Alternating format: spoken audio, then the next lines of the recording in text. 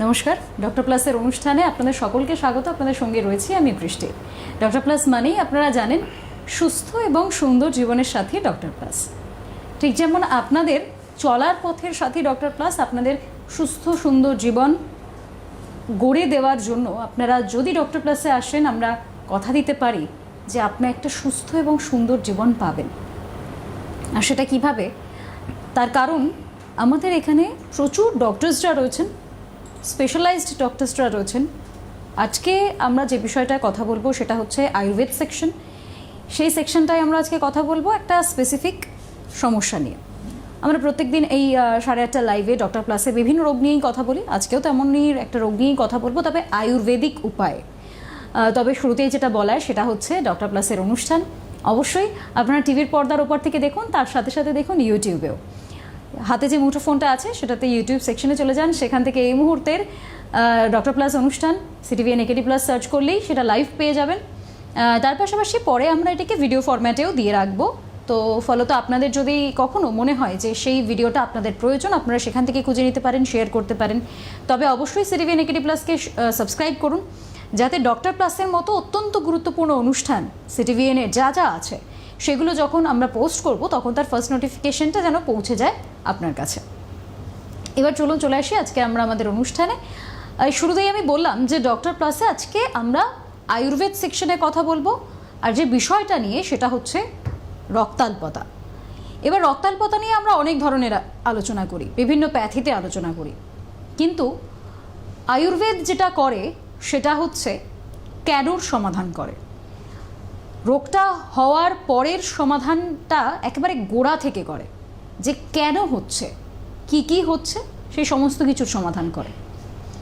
আজকে এই আয়ুর্বেদ সেকশনে আমরা যে রক্তাল্পতা নিয়ে কথা বলবো একেবারে গোড়া অবধি ঢুকবো, একদম আমাদের রান্নাঘর থেকে শুরু করে আমাদের যেসব আয়ুর্বেদিক উপায় রয়েছে সেই উপায়গুলো দ্বারা কি করে আমরা নিজেদেরকে সুস্থ রাখতে পারি সেটা জানবো।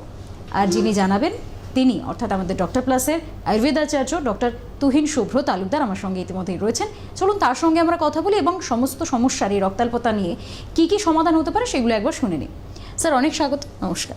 নমস্কার স্যার, আমি শুরুতেই যেটা বললাম যে রক্তাল্পতা নিয়ে আমরা বিভিন্ন প্যাথিতে বিভিন্ন রকম কথাবার্তা বলি। আমি আয়ুর্বেদিক উপায়ে জানতে চাইছি যে রক্তাল্পতা কি, মানে আয়ুর্বেদ সেটার কি সংজ্ঞা দেয়? প্রথমে বলি রক্তাল্পতা কাদের হয়। আমাদের প্রত্যেকটা মানুষের যে ওজন আছে সেই ওজনের যে 7 to 8% ধরুন আমাদের শরীরে রক্ত আছে। অর্থাৎ যদি 55 থেকে 60 কেজি ওয়েট হয় একটা মানুষের, তার শরীরে ওই 4.5 থেকে 5 লিটার মতো রক্ত আছে। এবার এই অনুপাতে যদি কারোর শরীরে রক্ত কমে যায় তখন আমরা তাকে বলছি রক্তাল্পতা। এবার আমাদের দেখতে হবে যে রক্ত আমাদের কোথার থেকে তৈরি হয় এটা জানতে হবে। আমাদের মেনলি লিভার এবং স্প্লিন থেকে রক্ত তৈরি হয়। যখন আমাদের এই লিভার স্প্লিন ভালো কাজ করতে পারে না, দুর্বল হয়ে পড়ে বিজাতীয় নানান কারণে, শরীরে দূষিত পদার্থ বা জমার ফলে যে সমস্যাগুলো তৈরি হয়, তার ফলে লিভার স্প্লিন এগুলো দুর্বল হয়ে পড়ে, ফলে রক্ত তৈরি হওয়া কমে যায়। এইভাবে আমাদের শরীরে রক্তের ডেফিসিয়েন্সি তৈরি হয়। বেশ, আমি এই একটা প্রশ্নের পরেই একদম যেটা বলার সেটা হচ্ছে আমরা এটা নিয়ে আরও বিস্তারিত আলোচনা করব, তবে তার আগে যেটা বলতেই হয় সেটা হচ্ছে আপনারা অবশ্যই যেটা করুন সেটা হচ্ছে সরাসরি কথা বলুন বলে নাম্বার যাচ্ছে। আপনারা আপনাদের যেসব সমস্যাগুলো রয়েছে সেই সমাধানের জন্য একেবারে আয়ুর্বেদাচার্য রয়েছেন আমাদের সঙ্গে, তার সাথে যদি সরাসরি কথা বলতে হয় ফোন করুন, একবার ফোন করে নিন, সরাসরি কথা বলুন বলে নাম্বার যাচ্ছে। তিনি আপনাদেরকে এখান থেকে অর্থাৎ টেলিফোনিক যতটা সমস্যার সমাধান করা সম্ভব তিনি সেটা করে দেবেন। এছাড়াও ডক্টর প্লাসে আপনারা সরাসরি চলে আসতে পারেন, সেখান থেকে চিকিৎসা নিতে পারেন, যেখান থেকে আমরা সুস্থ এবং সুন্দর জীবনের পথে হাঁটার একটা উপায় বলতে পারি। বিরাটি মিনি বাস স্ট্যান্ড, তার ঠিক উল্টো দিকে ডক্টর প্লাস। আপনারা আসুন, যে কোনো সমস্যার সমাধান এখানে সম্ভব সুস্থ এবং সুন্দর জীবনের জন্য। এবার আমরা আলোচনায় চলে যাচ্ছি, তবে আপনারা অবশ্যই ফোন করুন, যে কোনো সমস্যার সমাধান সম্ভব। স্যার, আমার সেকেন্ড প্রশ্ন যেটা, রক্তাল্পতা তাদের হচ্ছে যাদের ডেফিসিয়েন্সিটা তৈরি হচ্ছে সেটা আমরা বুঝলাম, কিন্তু এর পরবর্তীতে খাওয়া দাওয়া, একটা মানুষ আমরা যাই খাচ্ছি না কেন সেগুলো কতটা প্রভাব ফেলছে আমার শরীরে রক্তাল্পতা তৈরি হওয়াতে? কারণ জন্ম থেকে তো কারো রক্তাল্পতা থাকতে পারে না, এটা আস্তে আস্তে বয়সের সাথে সাথে হচ্ছে, কোনো এজে গিয়ে হিট করছে। সেটার কি কারণ, খাওয়া দাওয়ার সেখানে কি ভূমিকা রয়েছে, আমি প্রথমে সেটা জানতে চাইবো, তারপর কারণে আসছে। আমি আগের এপিসোডে অজীর্ণ নিয়ে আলোচনা করছিলাম, মানে খাবার হজম না হওয়া যেটাকে বলে। তো যখন এরকম যাদের অজীর্ণটা শুরু হয়ে গেল, তার ফলে কি হলো, তার শরীরে জমতে শুরু করলো, বা শরীর যে খাবারটা হজম করতে পারলো না, তার ফলে শরীরে সেইগুলো রয়ে গেল, তারপর সেগুলো সময়ের সাথে পচতে শুরু করলো, ফলে ফর্ম করলো। ফলে এবার সেটা যখন শরীর বার করে দিতে পারলো না শরীর থেকে, তখন সেটা রক্তে মিশতে আরম্ভ করলো, ফলে রক্ত দুর্বল হয়ে পড়লো।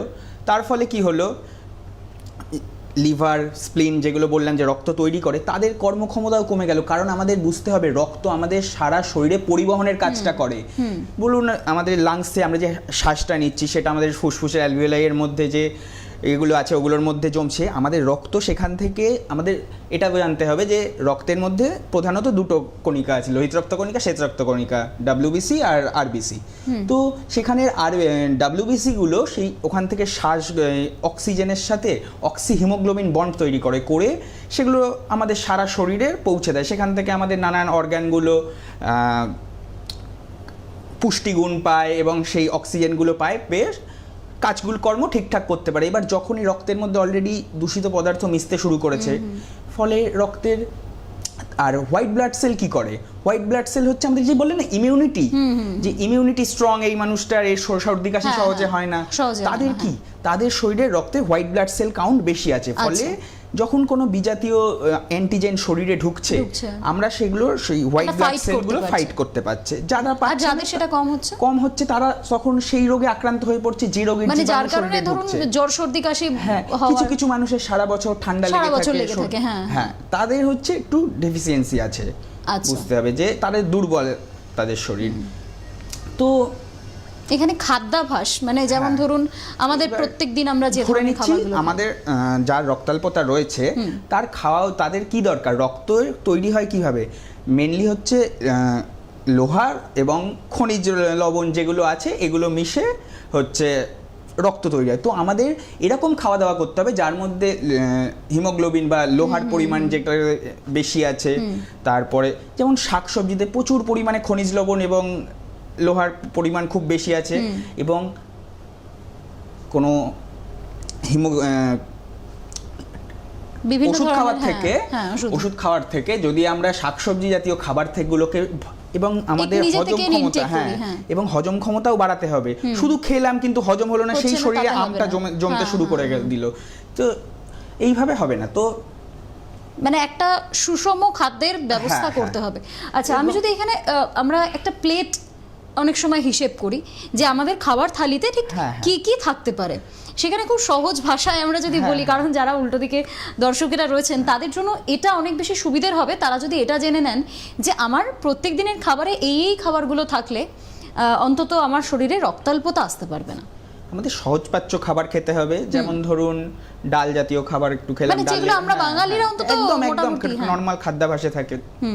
শাকসবজির পরিমাণটা একটু বেশি রাখতে হবে। আমাদের দেখতে হবে আমরা পুরো এক থালা খাবারের মধ্যে যতটা পরিমাণ শাকসবজি খাচ্ছি তার যেন 1/4 পরিমাণ প্রোটিন খাই, কারণ প্রোটিন হজম করা কঠিন আমাদের শরীরে। মানে মাছ, মাংস বা ডিম এটা থাকতেই হবে, এটা থাকতেই হবে।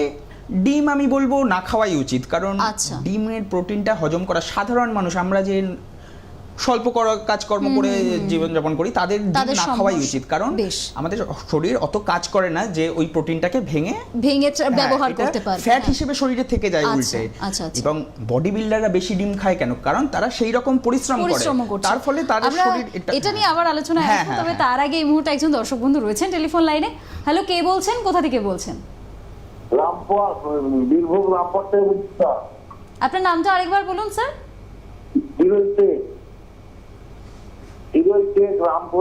আচ্ছা, বেশ বেশ বোঝা গিয়েছে। আপনার সমস্যাটা বলুন।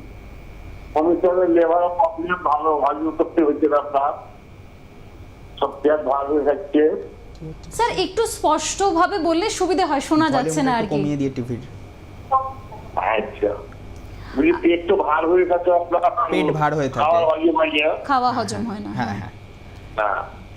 তো আপনাকে দিনচর্যা, রাত্রিচর্যা মানে দিন রাতের হিসেবটা ঠিক করতে হবে যে কখন কোনটা করব। সকাল সকাল ঘুম থেকে উঠে যদি একটু ব্যায়াম করতে পারেন, প্রাণায়াম করতে পারেন, তাহলে খুব ভালো হয়। সকাল সকাল স্নান করলেন, স্নান করে স্নানের আগে নাকে কানে নাভিতে পায়ের তলায় তেল লাগালেন।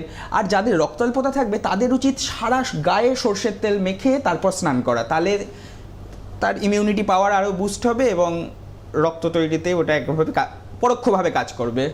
তো আর হচ্ছে খাওয়া দাওয়াটা আপনাকে টাইমলি করতে হবে, দুপুরের মধ্যে খেয়ে ফেলতে হবে। ধরুন এই 12টা থেকে 1টার মধ্যে যদি আপনি খেয়ে নেন তাহলে খুব ভালো হয়, সেই সময় সূর্য মাথার ওপর থাকে। এবং খাওয়ার সাথে গোলমরিচ খেতে হবে। আপনি ধরুন 3 বেলা ধরুন খাবার খান, তার প্রত্যেকবারই যদি 5টা 6টা করে গোলমরিচ খেতে পারেন খুব ভালো হয়। এবং খাবারের পরে ধনে ভাজা, এবং এর সাথে যদি একটু আয়ুর্বেদিক ওষুধ খেতে পারেন, যেমন লিভারের ওষুধ, পায়খানা পরিষ্কারের ওষুধ, একটা অ্যান্টাসিড, এইগুলো যদি খেতে পারেন তাহলে আপনার এই সমস্যা দূর হয়ে যাবে। আপনার হজমের গন্ডগোল হচ্ছে মেনলি। আর রাতে একটু হালকা খাওয়া দাওয়া করুন। মানে আমরা যিনি কলার ছিলেন তাকে ধন্যবাদ। আমরা যে বিষয়টা নিয়ে কথা বলছিলাম, এই যে আপনি যেটা বললেন যে রাতে হালকা খাবার, আমরা যেটা করি মানে খুব সাধারণ বাড়িতেও যেটা হয়, দুপুরের যে তরকারিটা রান্না হচ্ছে সেটা আমরা রাত্রেও খাই, মানে এটা মানে অস্বীকার করার কোনো জায়গা নেই। এবার কেউ ধরুন দুপুরবেলা ডিম খেয়েছে, যেটা আপনি বলছেন যে ডিম খাওয়াটা খারাপ, মানে না খাওয়াটাই উচিত যারা আমরা স্বল্প পরিশ্রম করছি, তারা আবার রাত্রেবেলাতেও ডিম খাচ্ছে। সেই ক্ষেত্রে তাদের রক্তের কি কোনো সমস্যা তৈরি হচ্ছে? মানে যেহেতু সে সারাদিনে অতটা পরিশ্রমই করলো না, ফলে ফ্যাটটা তো থেকেই গেল। ফ্যাটটা শরীরে জমলো, সেটা ফ্যাট হিসেবে জমে গেল শরীরের মধ্যে। কিন্তু আমাদের হচ্ছে প্রথমে রস, রক্ত, মাংস, মেদ, অস্থি, মজ্জা, শুক্র, এইভাবে একটা খাবার প্রথমে রসে রূপান্তরিত হয়, তারপর সেখান থেকে শরীর রক্তে রূপান্তরিত করে, তারপর সেটা মাংসে যায় পুষ্টিগুণটা, আচ্ছা, তারপর অস্থিতে যায়, তারপর মজ্জায় যায়, এইভাবে ছড়িয়ে যায় সারা শরীরে। কিন্তু ডিমের প্রোটিনটা হাই প্রোটিন বলে কম পরিশ্রম করলে রস, রক্ত, মাংস, তারপর ওই যে মেদ ওইখানে গিয়ে তারপর আর শরীর ওটাকে ভাঙতে পারে না কম পরিশ্রমের জন্য, সেই জন্য ওটা মেয়েদের মধ্যেই থেকে যাচ্ছে। ফলে তাতে খুব বেশি উপকার হচ্ছে না, বরং ক্ষতিই হচ্ছে। ফলে ওবেসিটির দিকে সে এগিয়ে যাচ্ছে। তাছাড়া তার এই যে ফ্যাটগুলো জমছে সেগুলো আমাদের লিভারেও জমছে, পরোক্ষভাবে এটা রক্তাল্পতার সাথেও যুক্ত। কারণ আমি এটাই জিজ্ঞাসা করতে গিয়েছিলাম, লিভারে যদি যেই ফ্যাটটা জমে যাচ্ছে, লিভারের কাজ কার্যক্ষমতা কমে যাবে তখন। এবার লিভার আর স্প্লিন দুজনে একসাথে কাজ করে, মানে এর কোনো অসুবিধা হলে এ সেটা হেল্প করে। ফলে একজন যেই ক্ষতিগ্রস্ত হয় আরেকজন ক্ষতিগ্রস্ত হয়ে পড়ে। তার ফলে সেই একই রক্ত তৈরি কমে গেল শরীরে, তার ফলে রক্তাল্পতা ঘটতে শুরু করলো এবং প্রতি মুহূর্তে সে আস্তে আস্তে দুর্বল হয়ে পড়ে। যেসব মানুষ দেখবেন সবসময় দুর্বল হয়ে আছে, কাজ করতে পারছে না, কষ্ট হচ্ছে, একটু দৌড়ঝাঁপ করলে হাঁটছে, সিঁড়ি ভাঙতে গিয়ে হাঁটছে, এনাদের সবার রক্তের পরিমাণ কম। একদম সাধারণ মানুষের শরীরে রক্তের পরিমাণ হওয়া উচিত হিমোগ্লোবিনের পরিমাণ এই 11 থেকে 17-18 এর মধ্যে রেঞ্জ। এবার মহিলাদের একটু কম, যেহেতু তাদের পিরিয়ডস হয় প্রত্যেক মাসে, তো শরীর থেকে অনেকটা পরিমাণ রক্ত বেরিয়ে, তার ফলে রক্তাল্পতাটা পুরুষদের চেয়ে মহিলাদের শরীরে বেশি দেখা যায়। আচ্ছা, এইখানেই তাহলে মানে আমরা একটা জিনিস আজকে বেশ ভেঙে আলোচনা করা হলো যে ডিম, আমাদের বহু মানুষের একটা মিসকনসেপশন আছে যে আমরা ডিমটাকে যখন ইচ্ছে খেতে পারি। সকালবেলা ইচ্ছে হলো একটা ডিম সেদ্ধ খেয়ে নিচ্ছি, সকালবেলা ইচ্ছে হলো একটা অমলেট খেয়ে নিচ্ছি, আমাদের ওটাতে ব্রেকফাস্ট মানুষ করে ফেলে একটা অমলেটে। কিন্তু তারপরে সে সারাদিন তেমন কোনো কাজই করছে না যে সেই ফ্যাটটাকে সেটাকে কাজে লাগাবে। তো এই রক্তাল্পতা যাদের রয়েছে তাদের জন্য কিন্তু মানে এটা পরোক্ষভাবে ক্ষতিকর। এই খাদ্যাভ্যাসটাকে ভাঙা গেল বলে আজকে এটা বোঝা গিয়েছে। আপনাদের যাদের রয়েছে রক্তাল্পতা তারা এই বিষয়টাতে একটু সিরিয়াস হন, কারণ আমরা কি ইনটেক করছি, আমরা অতটা ভেবে ইনটেক করছি না, ফলে প্রোটিন পাচ্ছি, ডিম খুব ভালো জিনিস, এইভাবে আমরা খেয়ে নিচ্ছি, ফলত বেশ খানিকটা অসুবিধার সম্মুখীন কিন্তু আমরা ভবিষ্যতে হতেই পারি, বলা যায় না। তবে আমরা আরও আলোচনায় যাব, তবে তার আগে একজন দর্শক বন্ধু রয়েছেন টেলিফোন লাইনে। হ্যালো, কে বলছেন, কোথা থেকে বলছেন? হ্যালো হ্যালো দিদি, হ্যাঁ, কে বলছেন, কোথা থেকে বলছেন? ওই তো বিরিয়ানি থেকে আমার আটটা বুঝি সবসময় ব্যথা করে স্যার। আপনার নামটা এবং জায়গার নামটা একটু বলে নিন স্যার, তারপর সমস্যাটা বলুন। জায়গাটা নাম হলো বিলোনিয়া মতাই। বেশ, সমস্যা কি হয়েছে বলুন। ও আটটা ব্যথা স্যার, আটটা খুব সবসময় ব্যথা করে। কোথায় ব্যথা করে? এই হাত ওই ভাত করে আটটা স্যার। বুঝতে পারছি। আপনার কথাটা স্যার স্পষ্ট নয়, একটু জোরে বলবেন। ওই ভাত করে আটটা স্যার, খুব ব্যথা করে স্যার। হাত ব্যথা করছে? হাত ব্যথা করে, হ্যাঁ, হাতটা খুব ব্যথা করে, উঠতে কষ্ট। আপনি কি অতিরিক্ত কাজকর্ম করেন? কাজ করি ওই বাইক অ্যাক্সিডেন্ট করছিলাম 4 বছর আগে। আচ্ছা, ওটা তখন ওষুধ খাচ্ছি একটা করছি বাংলা না, 4 বছর আগে অ্যাক্সিডেন্ট করতে বাংলা না, এখন ঠিক একটা ওষুধ খেতে পারি না, ব্যথা করে। আচ্ছা, এনার রক্তাল্পতাও থাকতে পারে, এছাড়া এনার অন্য কোনো কারণের জন্য যেসব বাতজ কারণ যেসব ব্যথা হয়, এটা এইভাবে এখান থেকে ফোনের মাধ্যমে বলা খুব কঠিন ব্যাপার। যদি একটু যোগাযোগ করতে পারেন তাহলে খুব ভালো হয়। একদম এখানে ডক্টর প্লাস আপনাকে আমি বললাম যেগুলো দিনচর্যা রাত্রিচর্যার নিয়মগুলো মেনটেন করুন, খাওয়া দাওয়া মেনটেন করুন, আর প্রত্যেকদিন রাতে একটু হাতে সেক দিয়ে তারপর তাতে তেল মালিশ করে ঘুমোন প্রত্যেকদিন, এগুলো করুন। হ্যাঁ স্যার। এবং যদি একটু ওষুধ খেতে পারেন ডাক্তার দেখিয়ে তাহলে খুব ভালো হয়। আচ্ছা স্যার। বেশ, আপনি সরাসরি ডক্টর প্লাসেও আসতে পারেন। স্ক্রিনে দেখুন হেল্পলাইন নাম্বার যাচ্ছে, হোয়াটসঅ্যাপ নাম্বার রয়েছে, সেখান থেকে একেবারে সরাসরি ডক্টর প্লাসে যোগাযোগ করতে পারেন। এছাড়া বিরাটি মিনি বাস স্ট্যান্ড, তার ঠিক উল্টো দিকে রয়েছে ডক্টর প্লাস। যে কোনো সমস্যা সমাধানের জন্য আপনারা আসতেই পারেন, কারণ স্যার যেটা বললেন যে এই সামনে মানে এখন ফোনে কথোপকথনের মাধ্যমে হাতে ব্যথাটা কেন হচ্ছে সেটা পুঙ্খানুপুঙ্খভাবে মানে একেবারে ভেতরে গিয়ে তা কেন হচ্ছে সেটা বলাটা ভীষণ কঠিন। তাই আপনি আসুন, এসে এখানে চিকিৎসকেরা রয়েছেন, আয়ুর্বেদ ডক্টর রয়েছেন, আপনারা তার সঙ্গে কথা বলে নিতে পারবেন এবং সেই মতো চিকিৎসাও নিতে পারবেন। তবে আপনারা যে কোনো সমস্যার জন্য এই মুহূর্তে ফোন করতে পারেন, সরাসরি কথা বলুন বলে নাম্বার যাচ্ছে, সে নাম্বারটা নিন এবং আপনার শারীরিক সমস্যার জন্য ফোন করুন অবশ্যই এই মুহূর্তে ডক্টর প্লাসের অনুষ্ঠানে। স্যার, আমরা যে আলোচনাটাই ছিলাম, এই যে রক্তাল্পতা যখন হচ্ছে, মানে ধরুন যে মানুষটার হয়েছে সেই মানুষটা তারপরে ট্রিটমেন্টটা কোন দিকে এগোবে, আমি এই প্রশ্নের উত্তরটা আপনার থেকে নেব। তবে তার আগে একজন দর্শক বন্ধু রয়েছেন টেলিফোন লাইনে। হ্যালো, কে বলছেন, কোথা থেকে বলছেন? বহরমপুর থেকে বলছি। আপনার নামটা বলবেন? আমার নাম চিত্রা দাস। বেশ, নমস্কার, বলুন কি সমস্যা?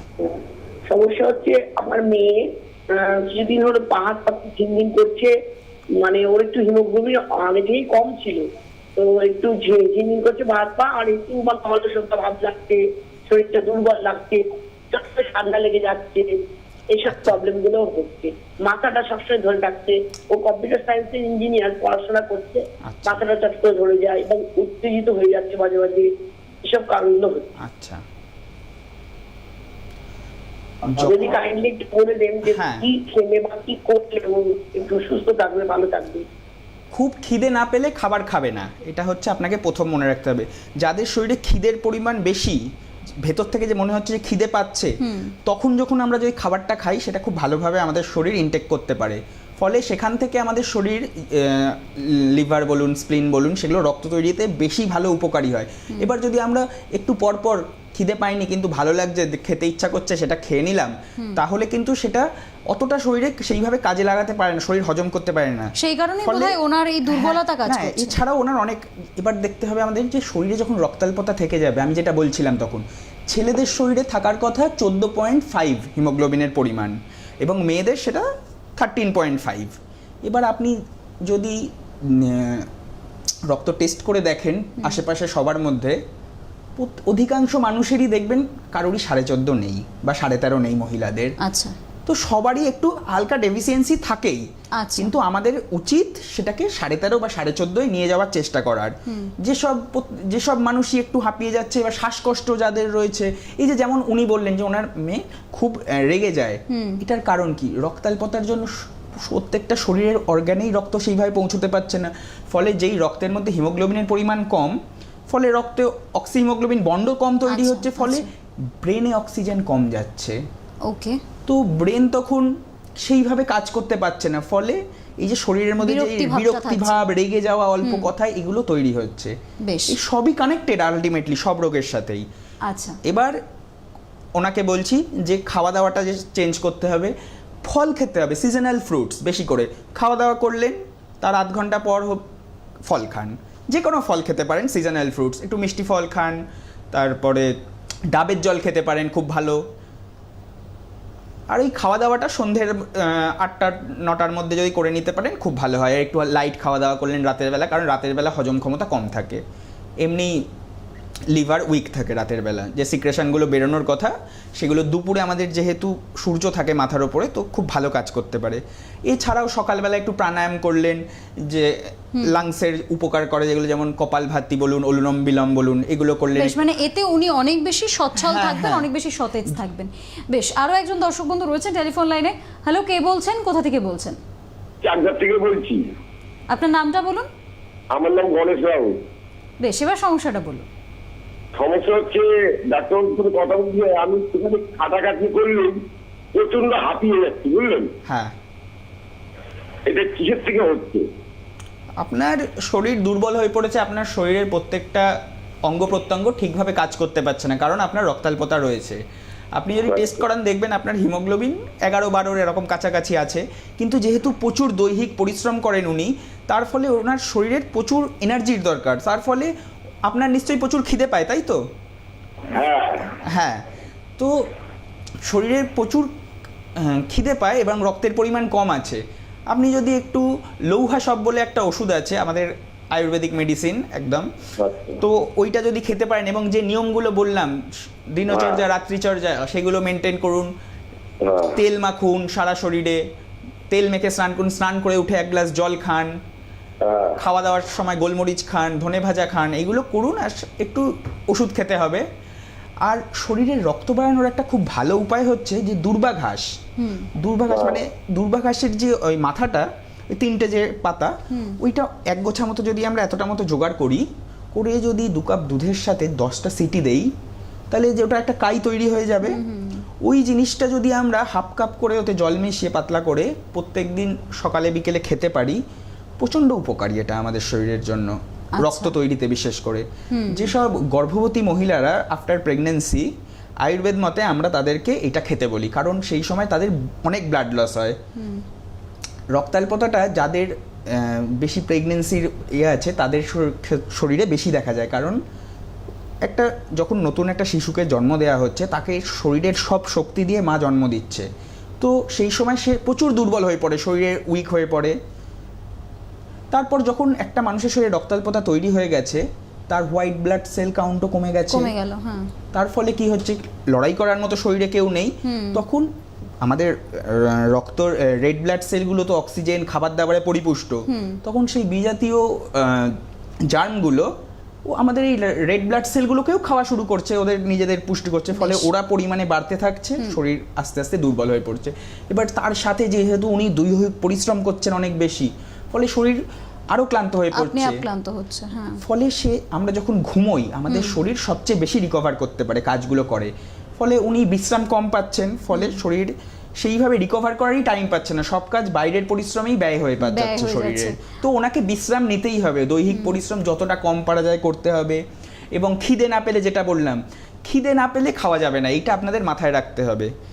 যাদের অল্প অল্প পরপর খাওয়ার অভ্যেস আছে, যেমন ফাস্ট ফুড খাওয়া, এইগুলোকে বন্ধ রাখতে হবে। তেল মশলা জাতীয় খাবার যেগুলো থেকে আমাদের অ্যাসিডিটি বাড়িয়ে দেয় শরীরে, সেই ঘুরে ফিরে সেই বদহজমের যে কেসটা চলে এলো, ফলে সেই তৈরি হয়ে যাচ্ছে শরীরে, ফলে এইভাবে রক্তপত্তা থেকেই যাচ্ছে। আচ্ছা আচ্ছা, এখানে আরও একটা প্রশ্ন, আমি যেটা একটু আগেও কলার ফোন করার আগে আমি যেটা বলছিলাম, যে আমরা এই ধরুন কারো রক্তাল্পতা হয়ে গেছে, ডেফিসিয়েন্সি হচ্ছে তার ব্লাডের, পরবর্তীতে মানে এর চিকিৎসা পদ্ধতি আয়ুর্বেদে কি আছে? মানে আমি একদম প্রাইমারি স্টেজে কি কি ট্রিটমেন্ট পাবো আয়ুর্বেদ থেকে?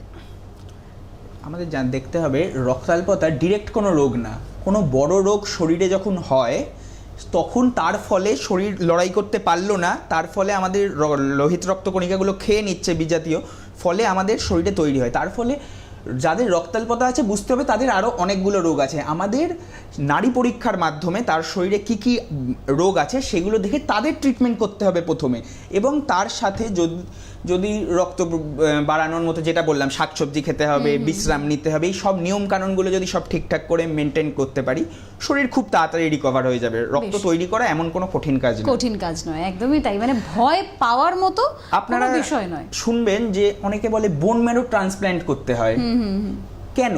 তার বোন ম্যারো তেও রক্ত তৈরি হয়, তার বোন ম্যারো আর রক্ত তৈরি করতে পারছে না, এবং আরো বিভিন্ন কারণে বোন ম্যারো ট্রান্সপ্ল্যান্ট হয়। আমি এটা একটা দিক বলছি, সেই সময় সেই মানুষের বোন ম্যারো ট্রান্সপ্লান্ট করার দরকার পড়ে, কারণ আচ্ছা। সেখান থেকে রক্ত তৈরি হচ্ছে না আর সেই সেলগুলো অকেজো হয়ে হ্যাঁ। যাচ্ছে। বেশ, আরেকজন দর্শক বন্ধু রয়েছেন এই মুহূর্তে টেলিফোন লাইনে, তার সঙ্গে আমরা কথা বলে নেব। হ্যালো, কে বলছেন, কোথা থেকে বলছেন? আমি তাপস চ্যাটার্জি বলছি, আমার ছেলে তমরিক চ্যাটার্জির জন্য। আপনি কি গোপাল ভট্টাচার্যের হয়ে কথা বলছেন? কি বলছেন?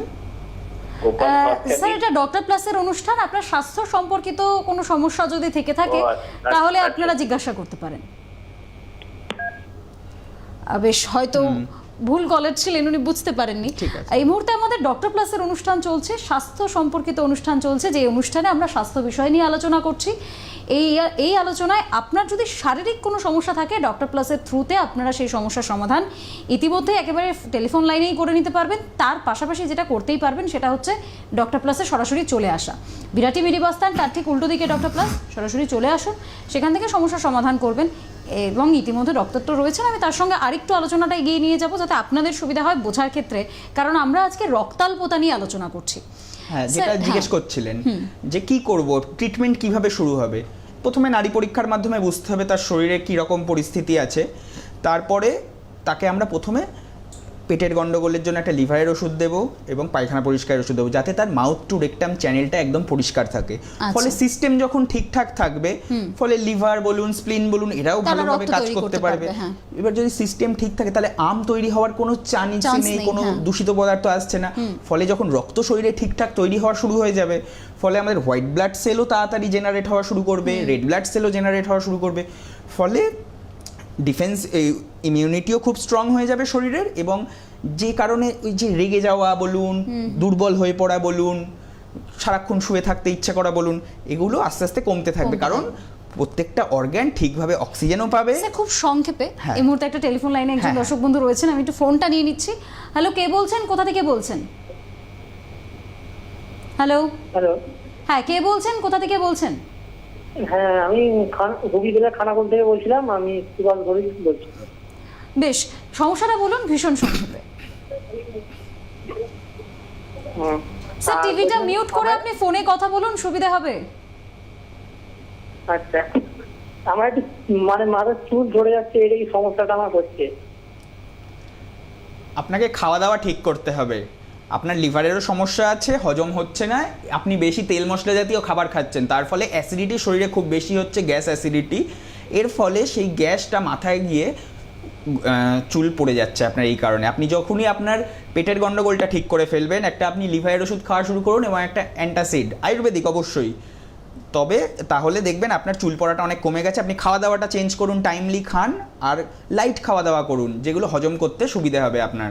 দেখবেন আপনি 1-2 মাস যদি এটা কন্টিনিউ করতে পারেন, স্নানটা ঠিক করে করুন, এগুলো যদি সব ঠিকঠাক করে করেন, গোলমরিচ খান, ধনে ভাজা খান, তাহলে দেখবেন আপনার চুল পড়া কমে গেছে।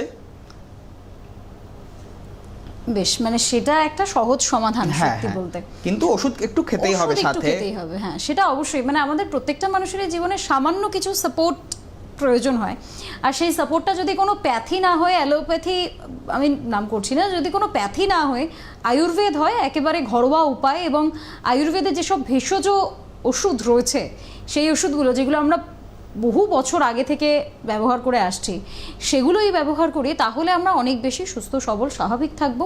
এই সমস্ত সমস্যা খুব চটজলদি আশা করি আমাদের পিছন ছাড়বে। তবে অবশ্যই ডক্টর প্লাসে আপনারা আসুন যে কোনো সমস্যার সমাধানের জন্য। বিরাটি মিনি বাস স্ট্যান্ড, তার ঠিক উল্টো দিকে ডক্টর প্লাস, আসুন এবং নিজেদের সমস্যার সমাধান করে নিয়ে যান। আজকের জন্য অনুষ্ঠান এখানেই শেষ করছি। আপনাদের সকলকে অনেক ধন্যবাদ। নমস্কার স্যার। নমস্কার। নমস্কার।